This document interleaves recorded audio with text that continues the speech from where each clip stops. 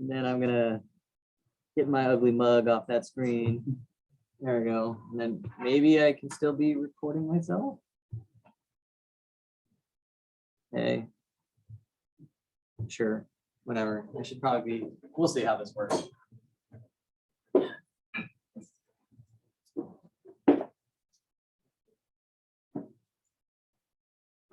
All right. So we have like 2 minutes left.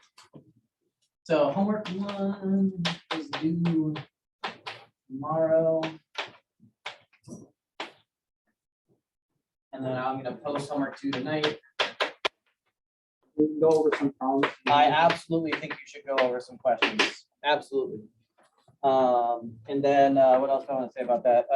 Oh, I remember I have office hours Monday, Wednesday, 11 to 12, and then Thursday, I think. Thursday? Tuesday?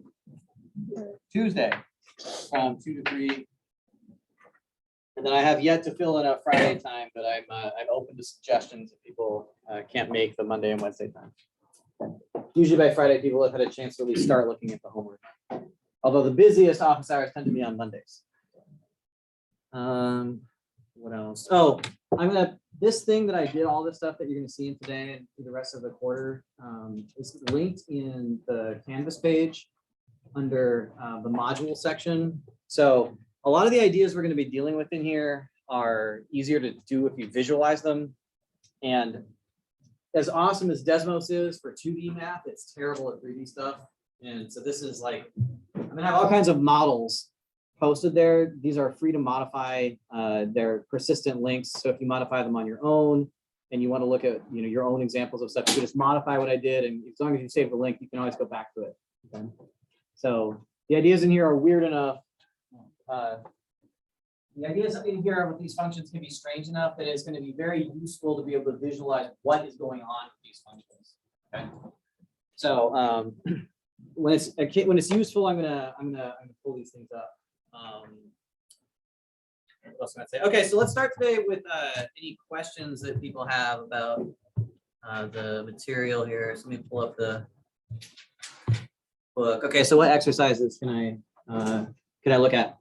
Yep. 1.3, 14. Calculate the projection of B onto A. Yeah. Okay, so A is 5A and B is I minus J plus 2K. I plus J minus J plus 2K. Yeah. Okay, so if you're going to compute a projection, the projection of B onto A is equal to A dot B over the length of A squared times A. That's the easiest projection formula for this. And I should point out here that the length of A squared is nice because it's actually A dot A. So there's an even easier version of this formula where what you're computing is projection of B onto A is going to be A dot B over A dot A times A. And we know that A is what we're projecting onto because it's the lower vector here. Okay. Now I like component notation for a lot of things. I do not like it for this. So I'm going to rewrite this as A is equal to 0, 0, 5. B is equal to 1 minus 1, 2. It'll be easier to compute the dot products that way. So the projection of B onto A is, okay, so the dot of these two vectors is this times this, plus this times this, plus this times this, which is 0 plus 0 plus 10, divided by A dotted with itself, which is 0 plus 0 plus 25 times the vector A, which was 0, 0, 5, and that gets you 10 25ths, 2/5 of that, is that right? Yeah. 10 25ths of a 0, 0, 5, which is 0, 0, 2.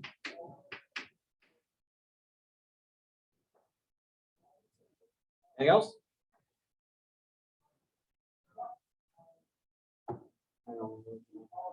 Back here. 1.5, number 10. Okay, is that the one with the line and the point? Okay.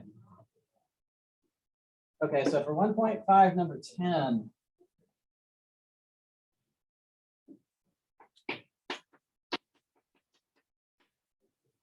That line was given by x is equal to 2t minus 1. Y is equal to 3t plus 4. Z is equal to z 7 minus t. Given by 1 minus 1, 2. Okay, so to get a plane, what we need to do is we need a normal vector and a point. So we need a normal vector and a point. And what we have right now is a point and just some line, right? We got a line in the plane and a point in the plane. So here's what we got on the basis of what I see here. I know that living inside this plane is the point 1, 1, minus 1, 2. And because of the equation of the line right there, I'm going to rewrite that line in this way. R of t is equal to all of the constant stuff, which is minus 1, 4, 7.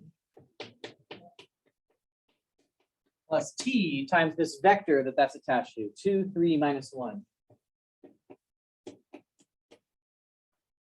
And it's important to remember, this is a point because it's a vector from the origin. And this is just some vector floating in space that's parallel to this plane.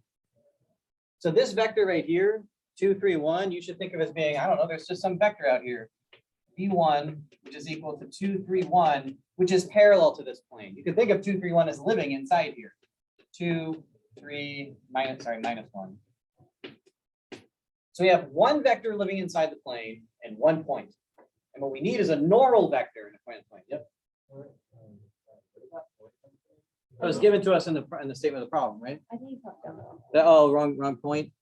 250. Is that the right point? Sorry, that's my bad. I haven't done any math with it yet, so. 250. Yeah, given in the statement of the problem. Yeah, my bad. I wrote a point down for problem 11. Okay, so the question is, what I need is I need a normal vector. I need n, and if I could have two vectors that were parallel to the plane, I could take their cross product, right? Where, oh, where could I get another vector for this plane? And the answer is, if I knew another point inside the plane, if I knew a different point, I could connect these up with a vector and it would also be living inside the plane. So how can I find another point that lives inside this plane? Do I pick a value? What do you like? Okay. That'll work. So minus 1, 4, 7. That's what you get when you put t equals 0 into the line. Also lives inside the plane.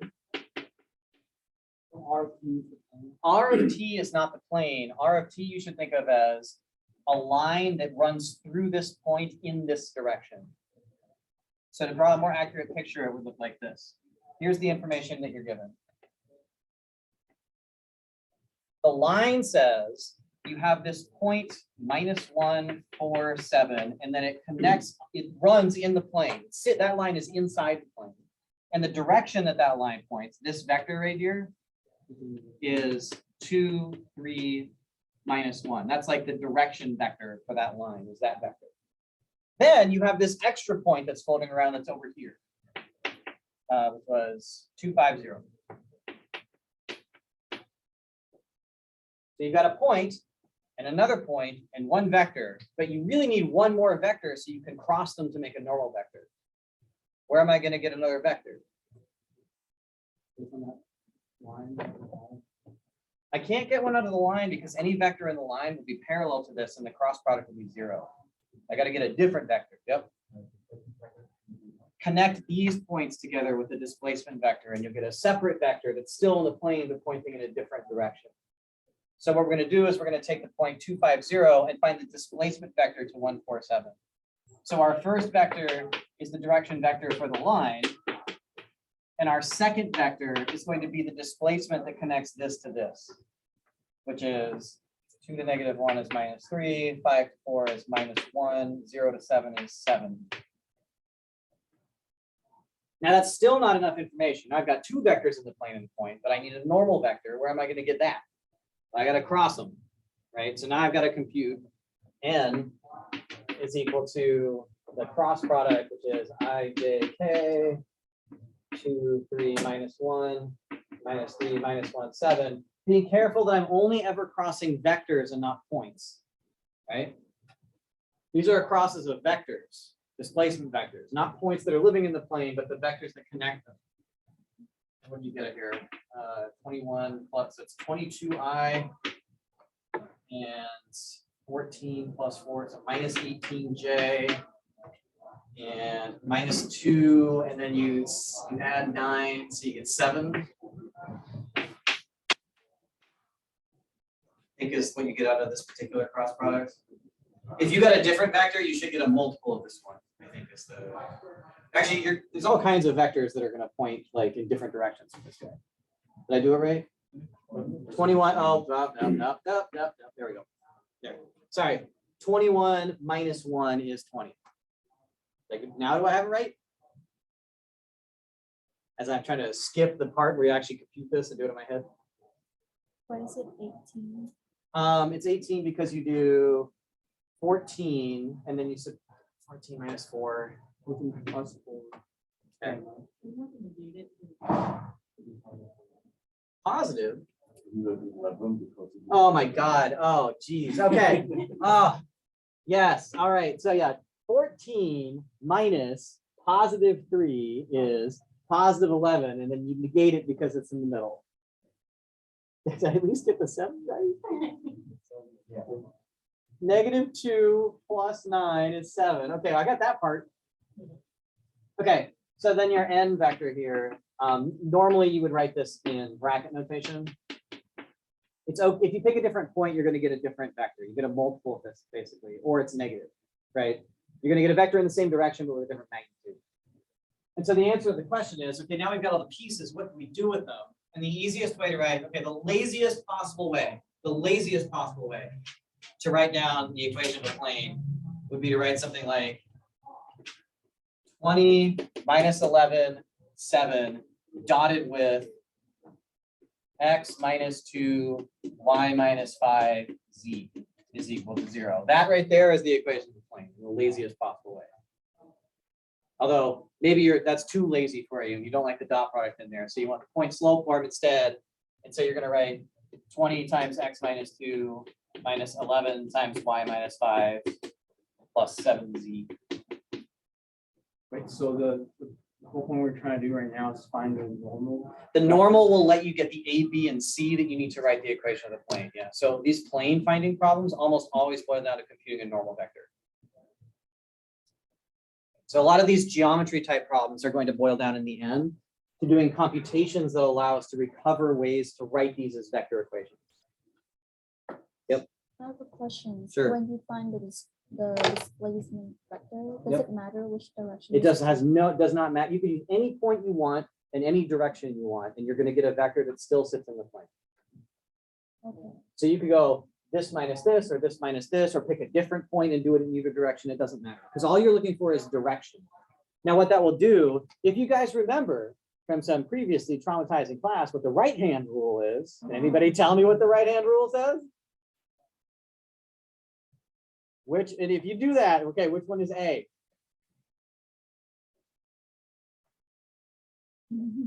Well, I'm not seeing a strong consensus about what A is here. A is, yeah, point, your index finger points in the direction of A, your middle finger points in the direction of B, and your thumb is the direction of the cross product, right? So A cross B and B cross A point opposite directions because it rotates upside down, right? So yeah, all you'll do if you choose something in a different direction is you'll get this vector instead of that one. It's still normal. Now for extra bonus points, I want you to remember, like there's also the finger curl. There's all these rules, right? There's a left-hand rule, then there's the one where you curl your fingers and that tells you what, and they'll come up in here because we're going to be doing stuff with vector fields as well. So. All right, anything else? Yep. 2.1 exercise 12. Yes, okay, that's a beautiful exercise because this is an idea that we're going to have to come back to, which is what does it mean to be a vector valued function? Okay, so 2.1 number 12 says f is going to be a function that takes vectors in R2 and spits out vectors in R3. And f is given the formula f of x. Now, I'm going to tell you that normally when you're looking at notation here, if a function is going to spit vectors out, you also put a little hat on top of the f as well. I'm not going to be nitpicky about that, but that's standard practice to remind yourself it's a vector valued output. Okay? So the vector valued function f acting on the vector x is given by a matrix A. Let's just actually write the matrix down, which was 2 minus 1, 5, 0, minus 6, 3. And then it takes this input x and it multiplies it by that matrix. That's what f does. F takes in a vector x, which is right there, and it multiplies it by this matrix. And you know the size of what's going to come out here because this is a 3 by 2 matrix. This is a 2 by 1 output, a vector. So you should get a 3 by 1 when you get it out, right? When you do this matrix multiplication, you should expect a vector. So if you do this multiplication, you get this. 2 times x1 minus x2, 5 times x1 plus 0 x2, minus 6 times x1 plus 3 times x2.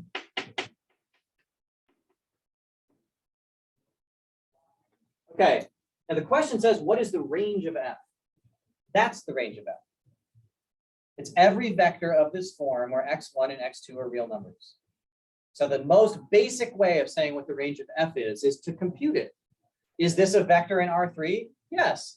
It has 3 components, right? A first component, a second component, and a third component. This is a vector valued function because the output is a vector. So the range of f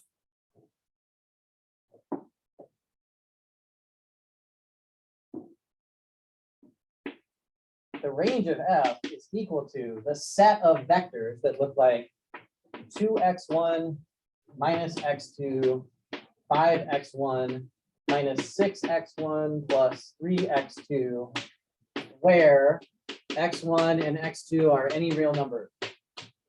That's one way of writing the range. Now, those of you who have freshly had linear algebra might look at that and say, I remember doing a bunch of problems like that in 206, where we got these vector outputs and we were supposed to resort them as linear combinations.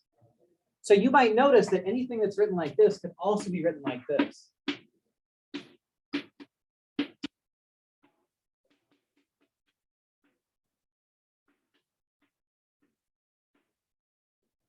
You can factor this out into vectors, right? Multiples of vectors. Does anybody actually remember what it means when I'm looking at the set of all linear combinations of 2 vectors? There's a word for this. Span. So the slick way of writing the range of f, this is not necessary. I'm just pointing out this is one of the places where these connections show up, right? The slick way of writing this is to say that this is the range of f is actually equal to the span of the vectors 2, 5, minus 6, and minus 1, 0, 3. And that shouldn't be surprising. Again, I'm gonna reference linear algebra here just briefly. If we have 2 variable input, we have a 2-dimensional output, and that's the most we can have, right? We're putting in a plane worth of information, and we get a plane's worth of information out again. Okay. So this is the slick answer, but this is also a correct answer. Everything that comes out of f has that form. The reason that you're supposed to know some linear algebra is so you can actually make this leap down here and say, well, every answer that comes out is some linear combination of these 2 guys. All right, so I have to move on. More questions. You guys feel free to ask me about, actually, I'll have some time after class today if you want to stick around for a couple minutes if I haven't gotten to something. And failing that, hit me up in the Slack channel. I can watch it tonight. What I want to talk about today is limits. Okay, so limits in several variables are sort of these bizarre things compared to in one variable. So what is a limit? What is the most sort of, grandma calls you and says, I don't understand what a limit, that's what she sounds like. I don't understand what a limit is. What do you say? What's the limit of a function? No, my God, your poor grandma. What's a limit? Okay, you don't have to get to it, but approaching it, right? Okay, now when you say approach, what do you mean? Approach. Yep. Okay, but then what? Well, yeah, okay, so now you got a number, right? Okay, I want to like know this limit at 2, so I put in 2.1 and I computed it. Well, now what? That's it. I just, okay, well, I gotta have the 2.1. Is that it? Am I done? I approach. Okay, so I got approach happening 2 times. So you say you approach from.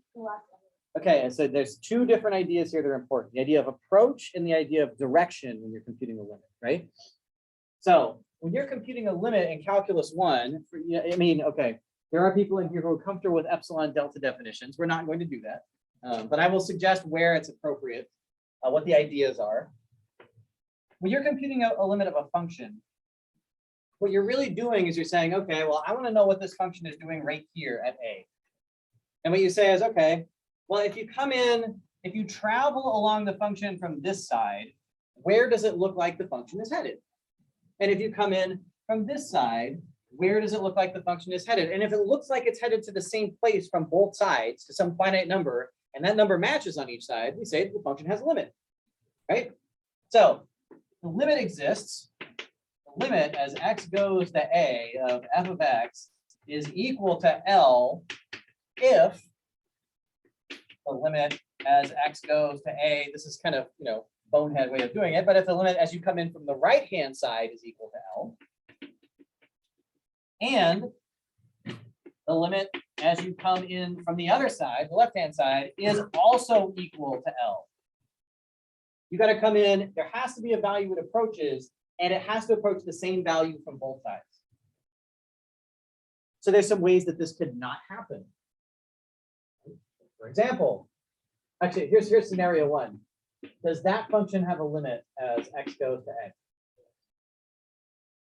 Sure. The limit doesn't see what's happening at A. It only says what happens as you approach A, right?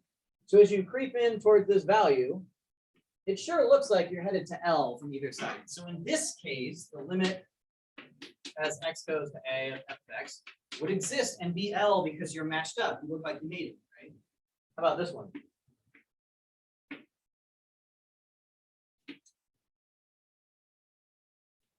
Why not? Imagine this is at 2 and this is at 1 right here.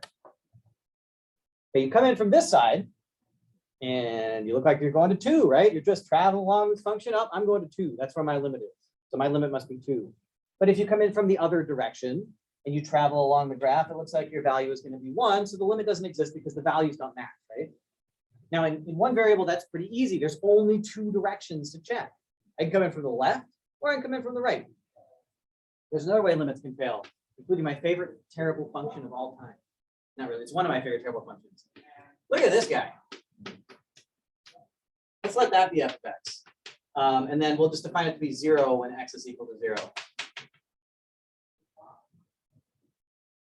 Does that function have a limit as x goes to 0? I mean, it's got a value everywhere, right? As long as I don't put 0 into this, I'm okay, and I can just fill in whatever the hole in the function is with 0.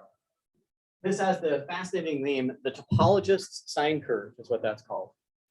And it looks like this. You might think this is an exotic object, but this thing comes up all the time. It's one of the worst singular functions I can think of. So sine x, as x goes to infinity, just wobbles around forever on period 1, right? But here, as x goes to 0, we're racing away to infinity. So this thing is just piling into 0. Like it's you take the entire behavior of sine from 1 to infinity and then reverse it and squeeze it to being between 0 and 1. That's what you did when you flipped the domain, right? So if this is 1, it's like, well, it kind of does a period, and then it does another period, and then another, and it just like buzzes into the axis like this. Oh, wait, there was a hole at 0. I'll fix it. There. There's the value at 0. I fixed the function. Now, this challenge. This is one that high school teachers like to give their students and tell you to graph it, and then you don't understand. You keep zooming in, but the graph looks exactly the same. You keep zooming, and it never changes. That's why they do it, because they're mean. Does that function have a limit as x goes to 0? Why not? That's actually a deep question. Why does that not have a limit as x goes to 0?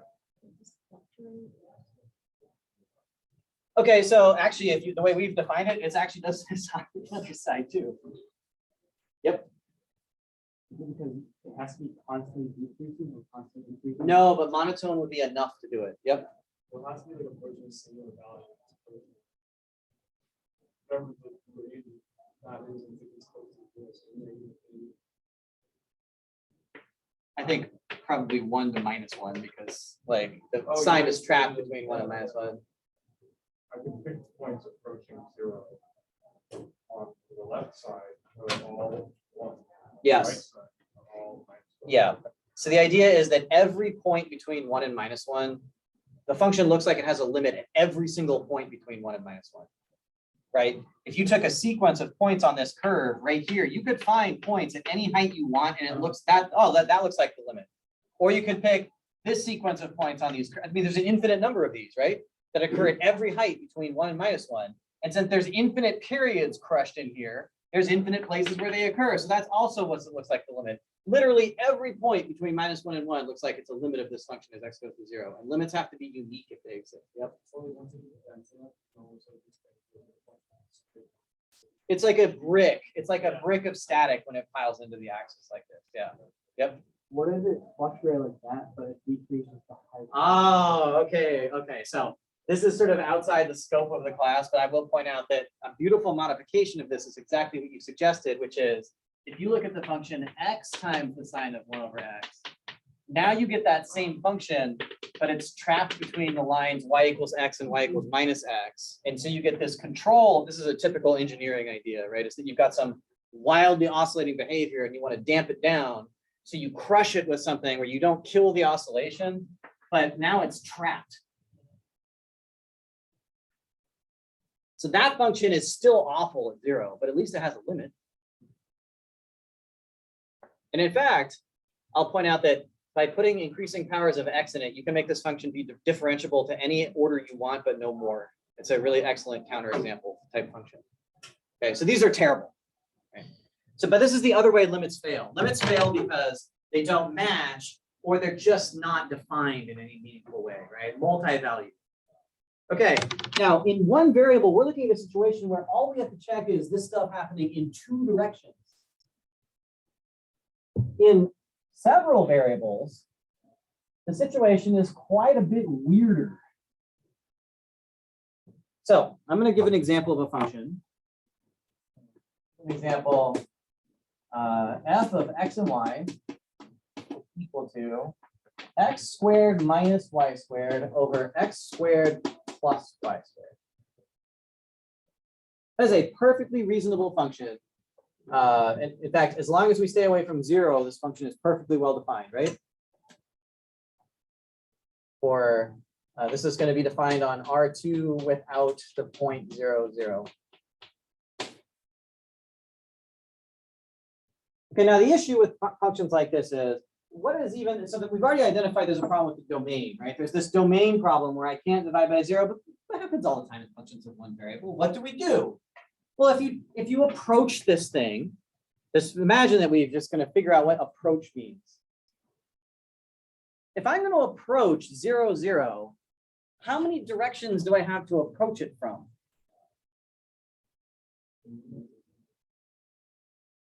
Okay, so hold on. I've heard, this is the answer I've heard so far. Okay, so I want you to imagine that we're living in R2, right? This is the domain now. And 0, 0 is the point where the function is bad. But that's okay, because what happens a lot of times with asymptotes is things cancel by like L'Hopital's rule, right? L'Hopital's rule might hold, and a 0 on top and a 0 on bottom means, oh, you just algebraically simplify, right? I mean, after all, there's a 0 on top here as you approach 0, 0, and also there's a 0 on bottom as you approach 0, 0. So you've got 0 over 0. So clearly it must be the case that L'Hopital's rule holds, which Now, I should be warning you that that's not the case because I'm using the math instructor technique where I'm telling you what must possibly, what must clearly be true. Okay, how can we check to see what the limit is? Well, so I've already heard people say there are 2 directions to approach from, or 4, and what they mean is you come in on the positive y-axis and the negative y-axis and the positive x-axis and the negative x-axis. The way that we, just to make sure that z points up, the way we draw coordinate axes in 3 variables is we put x coming out this way and we put y going out this way. So that z points up. Okay, so somebody said 4 directions. Come in from x, come in from y, come in from minus x, come in from minus y. And then somebody else said 360 directions, which means you can come in from any direction, right? And probably what they meant was you can approach that point from any angle. And so there's this whole circle of points that you can approach from. So the thing is, why do my approaches have to be lines? So I have the next question.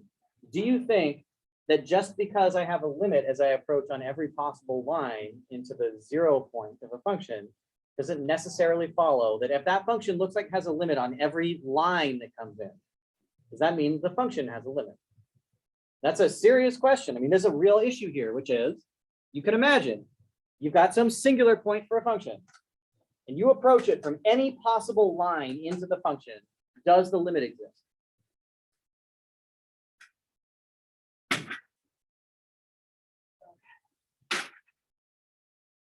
So I'm going to show you guys a picture that I drew to kind of give you an idea of what can go wrong with these things.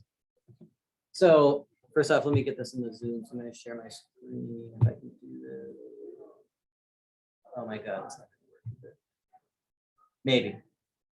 But I'm going to, okay, so for anybody watching this later, I will post these, I'm going to post these videos on, I'll post the slides for these up so people can see what I'm talking about while I've got to post it. Okay. Okay, so the first thing is, where's my, okay, so this surface right here, this particular surface, this is the surface that we're talking about, right? This is the surface that is defined by the equation x squared minus y squared over x squared plus y squared. And what I want you to think about in the middle here, what's happening is, so this is bounded. And what I want you to think about happening here is like if you took a piece of paper and you pinched it and then crushed the pinch together, okay? The problem is if you try to do that with a piece of paper, it's going to get all crushed up in the middle because the paper has nowhere to go. And the reason is there's this awful singularity in here, right? I mean, and it's pretty bad, like, and then even weirder, it's the case that if you're living on that as a line, so there's a line that's living inside the surface, right? So you've approached it. What value does it look like that line is approaching? Well, who knows what that height is? Let's see. Yeah, sure, maybe 0, right? But as you slide around on the different lines that are in this surface, you can see that the lines all have different limits that they're approaching. Every one of these lines that I'm choosing is in the surface. If you rotate this, you can see that it's still in the graph, right? So this graph contains all these lines. And as you slide that line around, each line has a different limit that it approaches. So you say to yourself, ah, that's good enough. I'll check every possible line. And that will tell me if the limit exists. If I look at every possible line into the limit and they don't agree with each other, then we're cool. And there's a limit and it's equal to whatever the lines pile up on. So then you go to your handy dandy examples. The professor has kindly provided you. And you look at this surface. Okay, so this has the same kind of weird behavior here. The fact that it looks sort of parabola-like in here is a numerical artifact, but it has the same kind of pinching behavior, right? Now this one, if you test it on every possible line that comes in, looks like this. These are what the lines are. You take a line, you plug it into the function, that's what comes out. Okay, let's rotate that line around. That's essentially the same as saying, rotate around in the XY plane here. I'm going to check what happens to what that line does, what the limit is. In this case, say, oh, look, no matter what I do, the image of that line is still through 0, 0, no matter what, right? There it is through 0, 0 right there. I can change the line when its position is. I'm still through 0, 0. No matter what, I am always through 0, 0. If you don't believe me that I'm rotating the line here, you can watch me do this, right? So that's, you can think of it, this is the image of that line, right? The lines always go through 0, 0. Yeah? Okay, so let's plug some parabolas in. Clearly, certainly it couldn't possibly make a difference if I approach like this, or if I approach like this. How could they possibly be different? It's still pathways in from any possible direction. Except if you actually do plot the parabolas that live inside, there's a parabola, that's the image of a parabola living inside the curve. If you slide that guy around inside the curve, and again, all we're doing here is we're shifting the sort of parabola that's coming in, okay? If you shift that parabola, and I haven't even shifted location, I'm just shifting how quickly that parabola grows, right? That's what this M is doing right here. So it's saying how steep is the parabola 8 feet in. So I'm saying, oh, well, look at this parabola versus this parabola versus that parabola, right? Different parabolas. Well, unfortunately, if you do that, the parabola actually changes its location in the curve, up and down. So these parabolas, even though they don't look like it out there, are also all contained inside the surface. Let's see if I rotate it. So that's still inside the surface. The curve is inside the blue.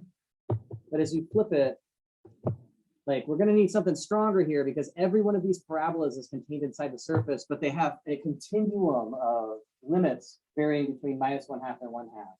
And to me, this is one of the weirdest thing about surfaces that you can say, is that it could have the same limit on any line that approaches the origin, but that's not good enough to say that it actually has a limit. But now you come into parabolas, and the parabolas all have different limits, which means there's no limit for the function. It's clear this function doesn't have a limit. Right? There's all kinds of stuff going on. It piles up, and it's weird and singular, and it's not enough to check it on lines. And of course, there's no end to this. You can build a function that's perfectly okay on lines and parabolas, but falls apart on cubics, and so on. Okay. And so what we're going to try to do is we need a notion of what it means to have a limit that that captures the idea that direction isn't good enough. Direction itself coming in from a limit isn't good enough because not only do I have an infinite number of directions, I have an infinite number of curves that I can approach the point on. Right? Okay, so the first lesson of this is stay away from singularities in the domain, right? Like don't go near these. Like you say, oh, I don't care. Stay away from 0, 0. Everything's okay. Stay away from 0, 0. Everything's cool. So first observation. That limits act like normal.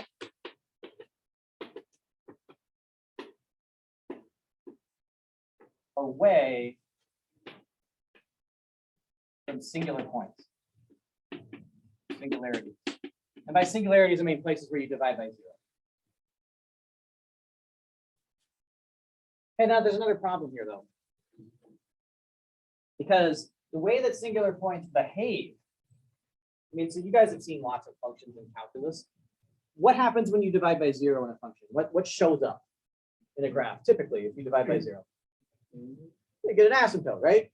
You divide by 0, boom, it's an asymptote. Sometimes it cancels out into a removable singularity, but most of the time, like 1/x, you get an asymptote. Positive, negative, infinity comes out, yeah? Okay, even just in two variables, even for a function from 2 variables into 1, asymptotes can be all connected up to each other. So you get these whole sheets of asymptotes where the function isn't defined. So that is supposed to be this example.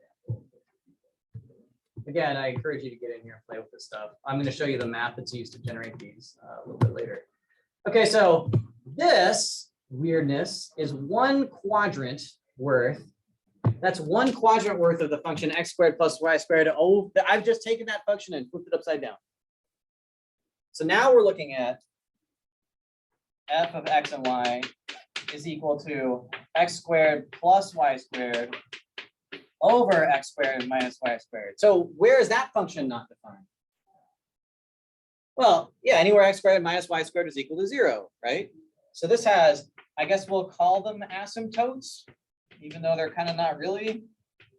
This has asymptotes when x squared minus y squared is 0. Oh my God, that's going to happen when either x minus y is equal to 0 or x plus y is equal to 0. This has whole lines of asymptotes, right? The line y equals x and the line y equals minus x are all points that don't work. So you can see it in this plot right here. So like this this line right here, this is the line y equals x. And if you look at the way the function is acting, it's like sheeting down at y equals x on one side and up on the other side, right? So you're getting this strange behavior where it's curling up just like an asymptote on one side and down on the other, but it's a whole sheet of zeros that don't work. You can actually plot that with this guy here. So there's a plane here that defines where that function doesn't pass through. So there's a plane of asymptotes. I've only drawn one quadrant of this because it kind of falls, the plot falls apart if you plot the whole thing. It's like the numerics don't like this at all. Okay, so it's clear we're going to have to be careful. And the way that we're going to be careful here, I know I'm just going to mention this briefly. The way that you fix this, if you were working in a class called advanced calculus, the way that you would fix this is you would say have to use epsilons and deltas to do it. Right, so we're not going to do epsilons and deltas in here, but I want to at least indicate how it works. The idea is that you say in several variables, a limit exists if the distance between the output, say f of x and y, I'll do the two variable version. If the distance between the output and the limit that you're proposing, so this is supposed to measure the distance between the output of the function and the limit. This stays small when the distance, say from x, y to b stays small enough. The idea being, if you can restrict the inputs at a point enough so that the outputs stay like very close to what the limit is, that's exactly what you mean by a limit existing. This is the exact same idea that you use when you say that this doesn't have a limit. As soon as you start looking very close to A, there's no way that you can make a little window around A where these limits get arbitrarily close to some limit, where these outputs do, because you have some outputs over here and some outputs over here. And no matter what you draw, any window around A you draw, these don't get close together. They stay spread apart forever. Okay. So the idea with limits, and we're not going to go any deeper than the intuition here. The idea with limits is limits exist whenever the outputs are predictable for small changes in the inputs. And the reason we have to do it this way is because all that direction crap all falls down. I can't say left limits and right limits or MX limits or parabola limits. None of it works. I have to use the idea of little variations in input correspond to little variations in output. There's just nothing else to do. Okay. Fortunately, once you've done that, and so now, okay, so this is the first point where I'm gonna say, I'm sort of talking around some technicalities here. If you are a math major, or you're gonna go into, this class is sort of split between math majors and non-math majors. If you plan to do anything beyond in the analysis sequence, so like 412, 413, 414, you haven't taken that yet, you might look at how these definitions are actually written in the epsilon delta version. So I don't have time to actually do this. This is not a proof-based class, but these are the proofs of these are very nicely written out in the text, sort of epsilon delta in terms of neighborhoods. And it's just a way of formalizing the idea that a limit exists whenever the outputs of the function stay close to the limit, as long as the inputs don't move very much.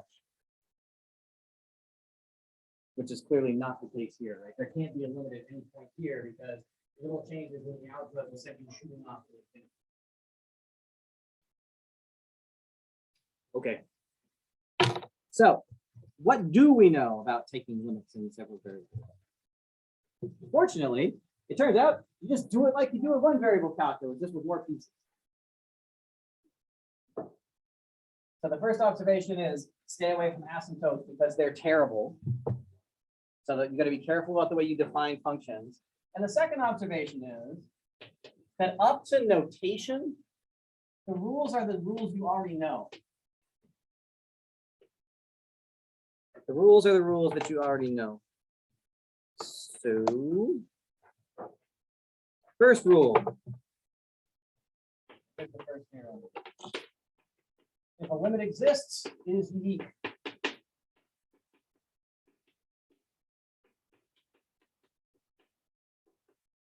would kind of be weird to call it a limit otherwise. Second. Okay, so we're going to just get the idea of some notation in here.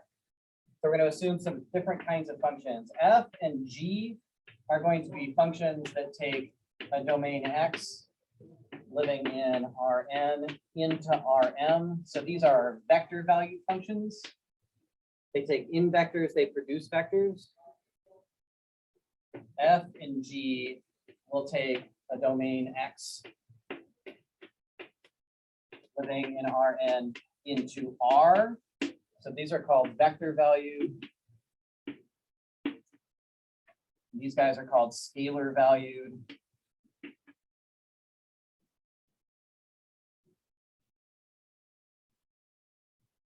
And then we're going to let K be a scalar.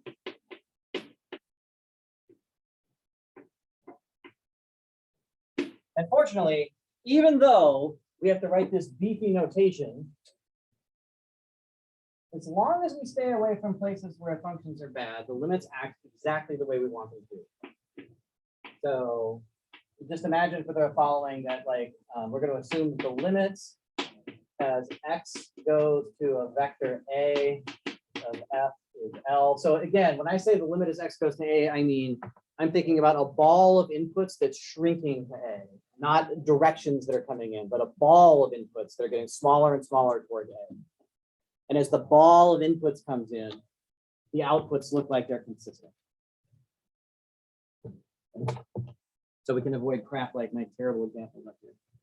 Okay, and the limit as X goes to A of G will be equal to M. Remember, these are vectors. I guess I put vectors over the limits here. It's okay for a vector to be a limit. I haven't done anything except take the old formulas and put vector signs on top. Colley calls this vectorization. Then, it shouldn't be shocking that the limit of F plus G is equal to L plus M. Limits are still additive. Limits still satisfy scalar multiplication.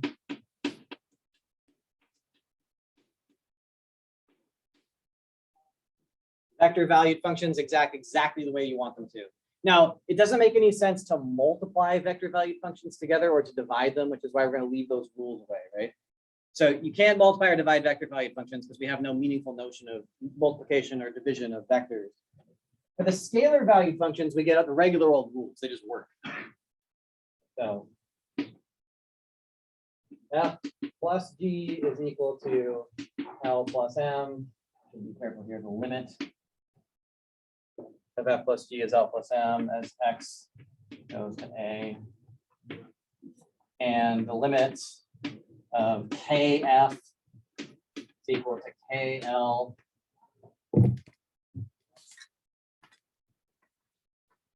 And right, I mean, there's rules. You guys know these rules. I'm reminding you to remind you that limits are not hard to compute as long as the limits exist, right? Of F times G is equal to L times M, and the limit as X goes to A of F over G is equal to L over M as long as G of A is not 0. You can't divide by 0 still, right? Same rule. I mean, these are rules you already know. If you have functions that have limits, you can add again the sum of the limits, you can multiply, you can divide, you can multiply by scalars, it all works. Limits work the way that you think that they should.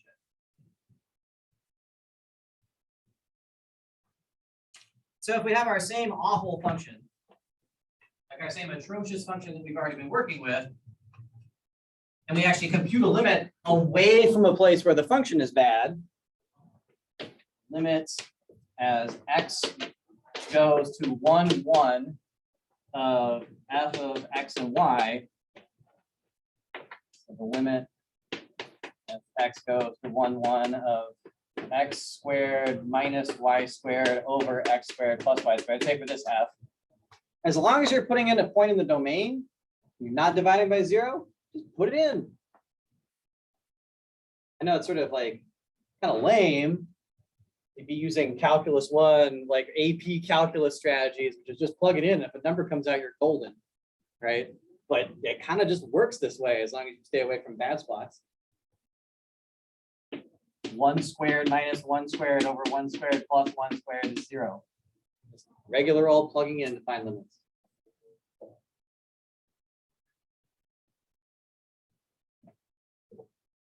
Okay, now we've done something here. We've made a big assumption about the structure of these functions when we did that. What did we assume? When I plug those numbers in, what am I assuming about f? There's an underlying property of f that I've assumed here. Yep. The continuous function, right? Plugging numbers into functions is something you can, taking the limit is something you can do if the limit was equal to the function value, right? So this worked because the limit as x went to a, I know. This worked because the limit as x went to a of f of xy was equal to f of ab. Right? And this is going to, we'll talk about this next time, I think. This turns out to be exactly what we want our definition of continuity to be. The same definition from one variable. We're doing these ideas so we're back in your heads. It's probably been a while, right? A function is continuous at a point if its limit at that point exists and the limit is equal to the function value there. Right? So if we know that a function is continuous, we can evaluate limits the sort of naive way. Just punch the numbers in and a number falls out, right? So we want that. We want functions to be continuous so we can evaluate like this. And I want you to tell me what the easiest possible family of continuous functions that exists is. Polynomials, right? We're going to do a lot of polynomials in here, but polynomials in several variables. Why did this work? That's a polynomial and therefore a continuous function. This is a polynomial and therefore a continuous function. Polynomial divided by polynomial,